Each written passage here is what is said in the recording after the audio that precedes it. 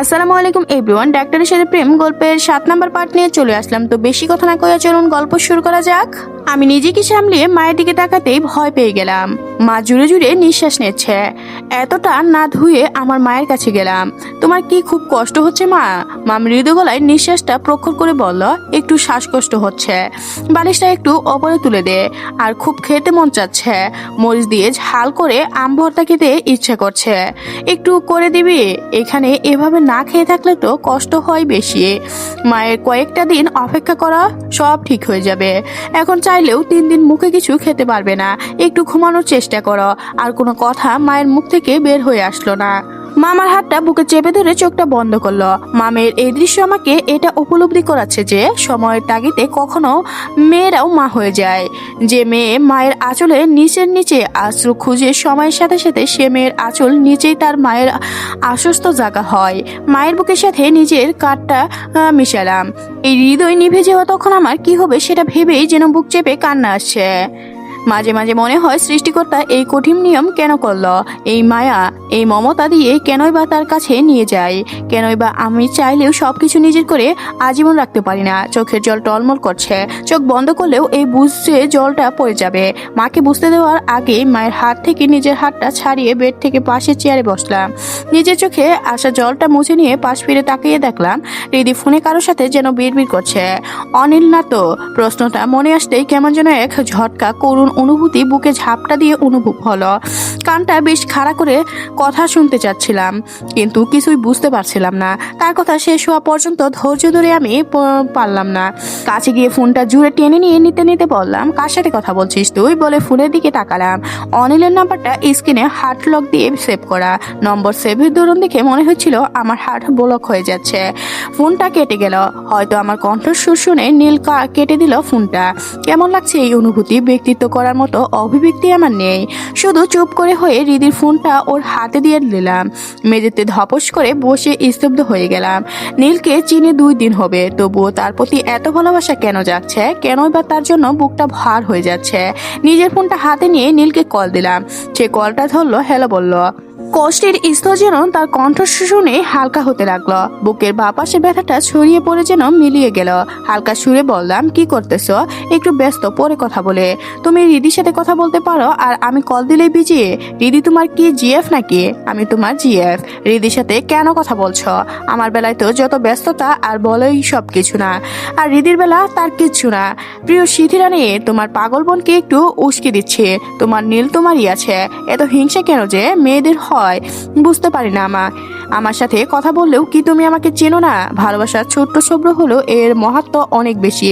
হুট করে যেমন ভালোবাসা যায় না, আবার হুট করে বন্ধু থেকে ছিন্ন হওয়া যায় না। প্রেম হয়তো হয়ে যায় সহজে, তবে ভালোবাসতে সময় লাগে। রিদি আমাকে কল দেয়, অনেক কিছু বলে, তাই একটু দুষ্টামি করেছিলাম। এত সিরিয়াস নিও না। মায়ের পাশে আছো, আমাকে সেবা, মাকে সেবা করো। আমার ভিতরটা অনেক শীতল হলো। ভাবসা কণ্ঠটা নিমিষেই স্তব্ধ হয়ে গেল। বুকের স্পন্দন ওঠানামা করে আস্তে আস্তে শান্ত হলো। চোখটা বন্ধ করলাম। রিদির সাথে কথা বলবো না।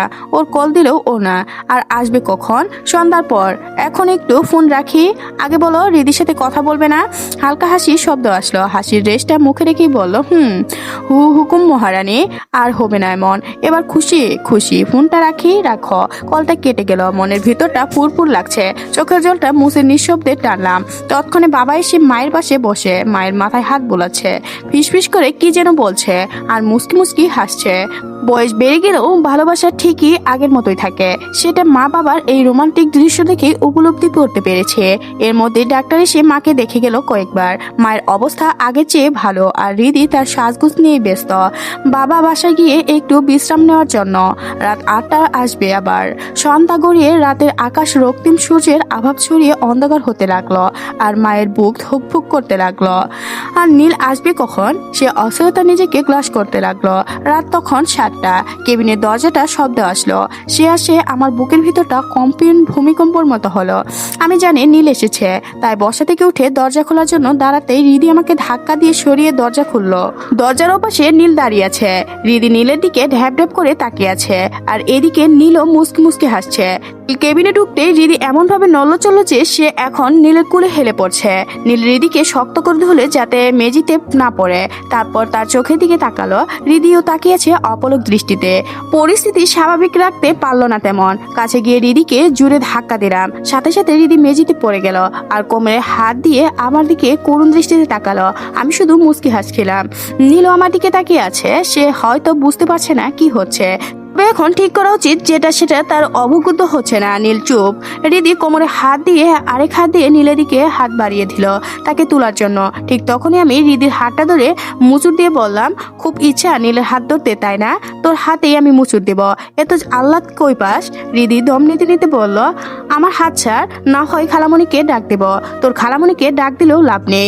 ঘুমের ইঞ্জেকশন দিয়েছে, এখন ডাকলেও উঠতে পারবে না। আসছে নীলের সাথে প্রেম করতে। সময় মতো বিয়ে করলেই তো 3 বাচ্চার মা হতে। হৃদি জোর খাটিয়ে মেঝেতে উঠে আমার দিকে তাকিয়ে কর্কশ গলায় বলে উঠল, আমার ব্যাপারে তোকে কে নাক গলাতে বলেছে? আমি যার সাথে মন চাই তার সাথে প্রেম করব। নীল ভাইয়া তোর কি হয়?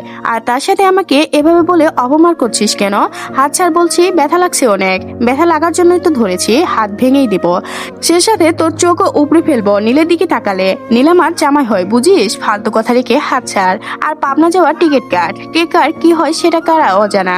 আমি রাগে গজগজ করে হাতটা ছেড়ে দিলাম। হৃদি হাতটা ছাড়তেই বলে উঠল, তোর অনেক বার বাড়ছে, আমি তোকে দেখে নিব। হৃদির কথা শুনতেই আমার রাগটা আরো বেড়ে গেল। রাগে ফুলে কেঁপে তার বাহুটা ধাক্কা দিয়ে পিছনের দিকে সরিয়ে দিয়ে বললাম, কি করবি তুই? অবস্থা বেগতি লক্ষ্য করে নীলের দিকে ওকে হাত আমার চেপে ধরে অপর আমার কোমর চেপে ধরে কোনো রকম কুলে তুলে কেবিনে বাইরের কেবিনে দরজা বাহির থেকে লাগিয়ে দিল। আমি নীলের হাতটা মুখ থেকে ছুটিয়ে দম নিতে লাগলাম জুড়ে জুড়ে। সে আমার বাহু ধরে তার চোখে বরাবর আমার মুখটা তাকালো। তার নিস্তব্ধ চোখে চোখ পড়তে আমি যেন তার নিশায় তলিয়ে পড়লাম। এবার সে আচমকা আমার কাছে আসলো, আমার একদম কাছে। করিডোরটা তখন যানবাহন শূন্য হয়ে আছে। আমার নিঃশব্দটা ভারী হয়ে যেতে লাগলো। দুজন দুজনের ঠোঁটের কাছে আসতে আতঙ্কা এক ঘটনার সম্মুখীন হলাম।